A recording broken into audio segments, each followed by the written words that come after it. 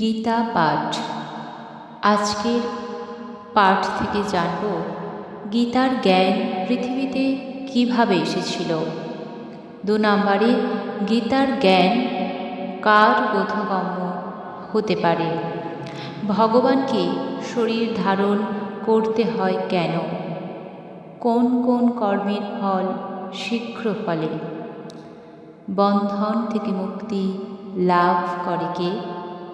কোন মানুষকে পাপ এতটুকু স্পর্শ করতে পারে না? ইহলোকে সুখী না হতে পারলে পরলোকে সুখ হয় কি?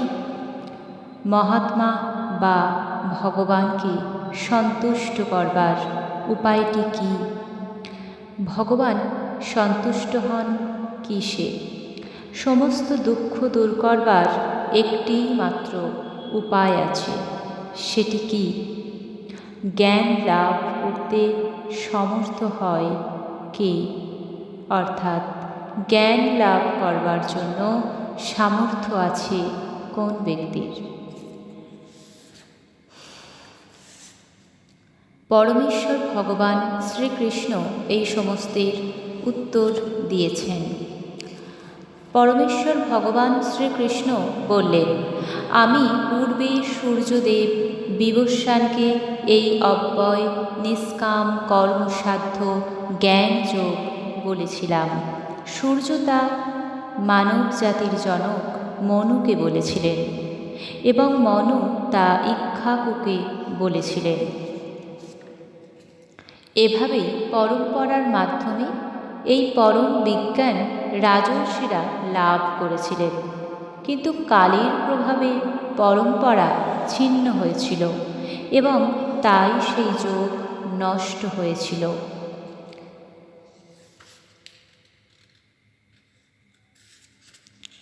সেই সনাতন যোগ আজ আমি তোমাকে বললাম, কারণ তুমি আমার ভক্ত ও সখা, এবং তাই এই তুমি বিজ্ঞানের অতি গূঢ় রহস্য হৃদয়ঙ্গম করতে পারবে।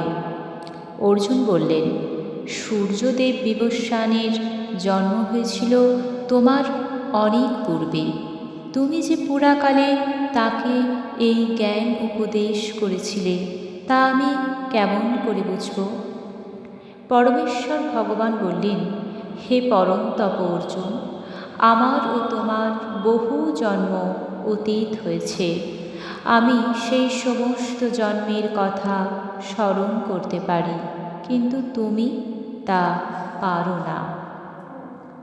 যদিও আমি জন্মরহিত এবং আমার চিন্ময় দেহ অব্যয়, এবং যদিও আমি সর্বভূতের ঈশ্বর, তবুও আমার অন্তরঙ্গা শক্তিকে আশ্রয় করে আমি আমার আদি চিন্ময় রূপে যুগে যুগে অবতীর্ণ হই।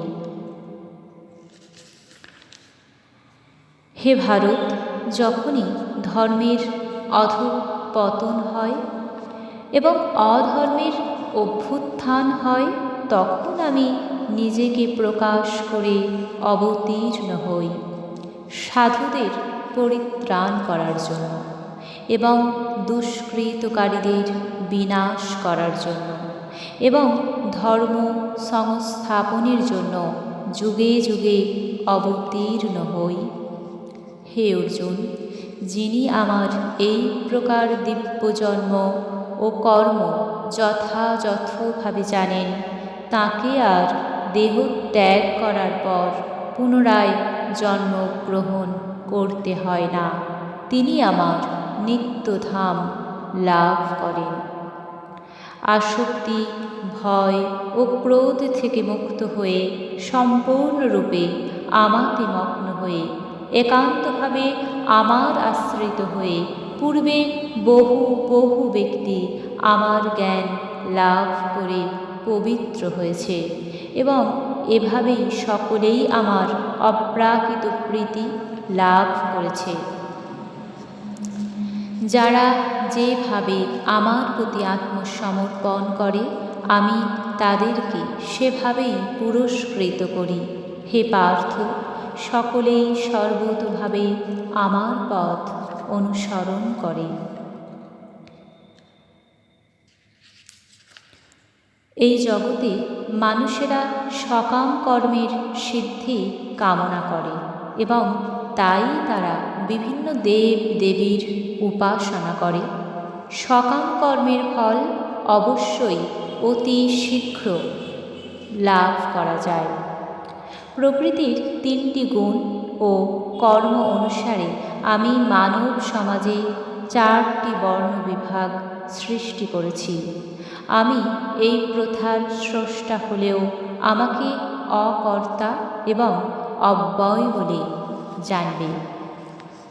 কোনো কর্মই আমাকে প্রভাবিত করতে পারে না এবং আমিও কোনো কর্মফলের আকাঙ্ক্ষা করি না। আমার এই তত্ত্ব যিনি জানেন তিনিও কখনো সকাম কর্মের বন্ধনে আবদ্ধ হন না। প্রাচীনকালে সমস্ত মুক্ত পুরুষেরা আমার অপ্রাকৃত তত্ত্ব অবগত হয়ে কর্ম করেছেন। অতএব তুমিও সেই প্রাচীন মহাজনদের পদাঙ্ক অনুসরণ করে তোমার কর্তব্য সম্পাদন করো। কাকে কর্ম এবং কাকে অকর্ম বলে তা স্থির করতে বিবেকী ব্যক্তিরাও মোহিত হন। আমি সেই কর্ম বিষয়ে তোমাকে উপদেশ করব। তুমি তা অবগত হয়ে সমস্ত অশুভ অবস্থা থেকে মুক্ত হবে। কর্মের নিগূঢ় তত্ত্ব হৃদয়ঙ্গম করা অত্যন্ত কঠিন। তাই কর্ম, বিকর্ম ও অকর্ম সম্বন্ধে যথাযথভাবে জানা কর্তব্য। যিনি কর্মে অকর্ম দর্শন করেন এবং অকর্মে কর্ম দর্শন করেন তিনিই মানুষের মধ্যে বুদ্ধিমান। সব রকম কর্মে লিপ্ত থাকা সত্ত্বেও তিনি চিন্ময় স্তরে অধিষ্ঠিত। যার সমস্ত কর্মপ্রচেষ্টা কাম ও সংকল্প রহিত, তিনি পূর্ণ জ্ঞানে অধিষ্ঠিত। জ্ঞানীগণ বলেন যে তাঁর সমস্ত কর্মের প্রতিক্রিয়া পরিশুদ্ধ জ্ঞান অগ্নির দ্বারা দগ্ধ হয়েছে। যিনি কর্মফলের আসক্তি সম্পূর্ণরূপে ত্যাগ করে সর্বদা তৃপ্ত এবং কোনো রকম আশ্রয়ের অপেক্ষা করেন না, তিনি সব রকম কর্মে যুক্ত থাকা সত্ত্বেও কর্মফলের আশায় কোনো কিছুই করেন না। এই প্রকার জ্ঞানী ব্যক্তি তার মন ও বুদ্ধিকে সর্বতোভাবে সংযত করে কার্য করেন। তিনি প্রভুত্ব করার প্রবৃত্তি পরিত্যাগ করে কেবল জীবন ধারণের জন্য কর্ম করেন। এভাবেই কর্ম করার ফলে কোনো রকম পাপ তাকে স্পর্শ করতে পারে না। যিনি অনায়াসে যা লাভ করেন তাতেই সন্তুষ্ট থাকেন, তিনি সুখ, দুঃখ, রাগ, দ্বেষ আদি সকল দ্বন্দ্বের বশীভূত হন না এবং মাৎসর্য শূন্য। যিনি কার্যের সাফল্যে এবং অসাফল্যে অবিচলিত থাকেন, তিনি কর্ম সম্পাদন করলেও কর্মফলের দ্বারা আবদ্ধ হন না। জড়া প্রকৃতির গুণের প্রভাব থেকে মুক্ত হয়ে চিন্ময় জ্ঞাননিষ্ঠ ব্যক্তি যজ্ঞের উদ্দেশ্যে যে কর্ম সম্পাদন করেন সেই সকল কর্ম সম্পূর্ণরূপে লয় প্রাপ্ত হয়। যিনি কৃষ্ণ ভাবনায় সম্পূর্ণ মগ্ন, তিনি অবশ্যই চিৎ জগতে উন্নীত হবেন, কারণ তাঁর সমস্ত কার্যকলাপ চিন্ময়, তাঁর কর্মের উদ্দেশ্য চিন্ময় এবং সেই উদ্দেশ্যে তিনি যা নিবেদন করেন তাও চিন্ময়। কোনো কোনো যোগী দেবতাদের উদ্দেশ্যে যজ্ঞ করার মাধ্যমে তাদের উপাসনা করেন, আর অন্য অনেকে ব্রহ্মরূপ অগ্নিতে সব কিছু নিবেদন করার মাধ্যমে যজ্ঞ করেন। কেউ কেউ মনঃসংযম রূপ অগ্নিতে শ্রবণ আদি ইন্দ্রিয়গুলিকে আহুতি দেন।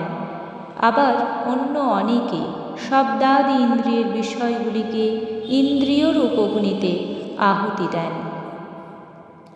মন ও ইন্দ্রিয় সংযমের মাধ্যমে যারা আত্মজ্ঞান লাভের প্রয়াসী, তারা তাদের সমস্ত ইন্দ্রিয়ের কার্যকলাপ ও প্রাণবায়ু জ্ঞানের দ্বারা প্রদীপ্ত আত্মসংযম রূপ অগ্নিতে আহুতি দেন।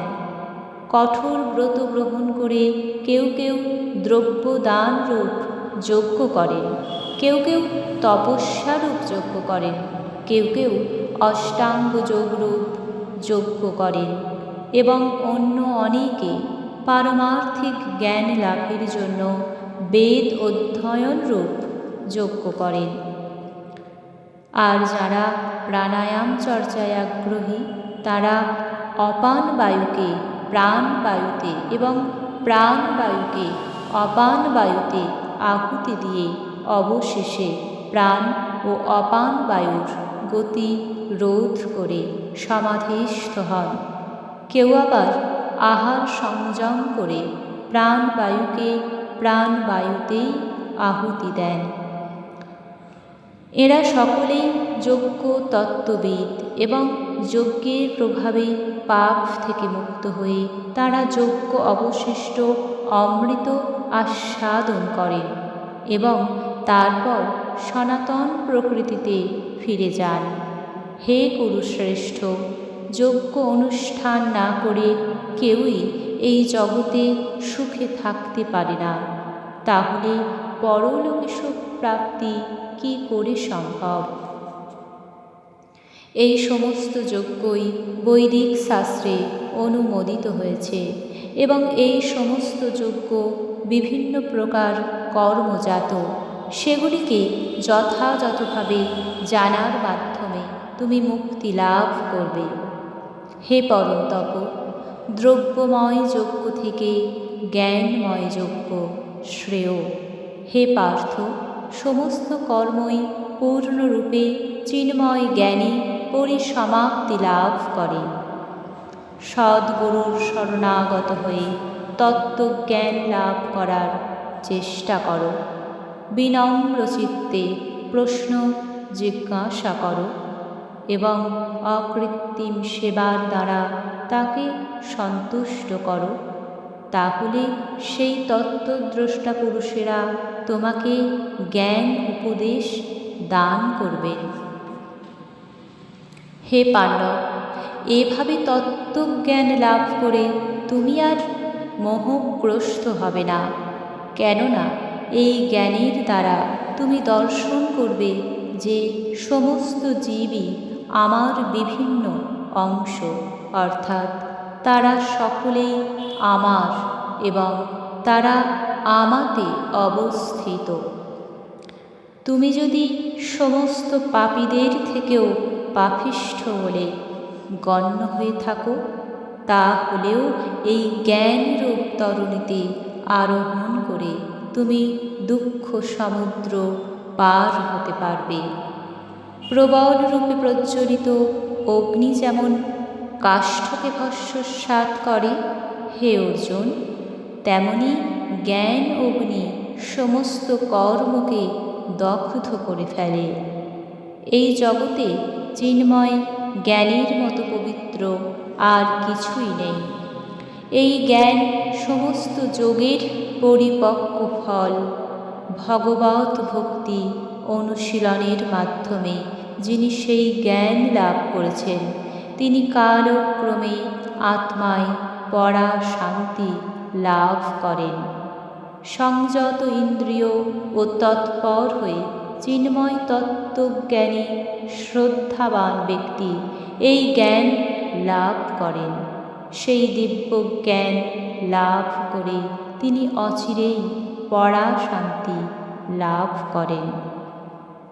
অজ্ঞ ও শাস্ত্রের প্রতি শ্রদ্ধাহীন ব্যক্তি কখনোই ভগবত ভক্তি লাভ করতে পারে না।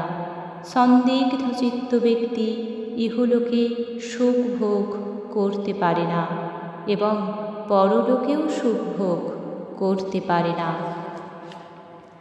অতএব হে ধনঞ্জয়, যিনি নিষ্কাম কর্মযোগের দ্বারা কর্মত্যাগ করেন, জ্ঞানের দ্বারা সংশয় নাশ করেন এবং আত্মার চিন্ময় স্বরূপ অবগত হন, তাকে কোনো কর্মই আবদ্ধ করতে পারে না। অতএব হে ভারত, তোমার হৃদয়ে যে অজ্ঞানতাপ্রসূত সংশয়ের উদয় হয়েছে, তা জ্ঞানরূপ খড়গের দ্বারা ছিন্ন করো। যোগ আশ্রয় করে যুদ্ধ করবার জন্য উঠে দাঁড়াও। ইতি শ্রীমদ্ভগবদ্গীতাসু উপনিষৎসু শ্রীকৃষ্ণ অর্জুন সংবাদে জ্ঞানযোগ নাম চতুর্থ অধ্যায়ः।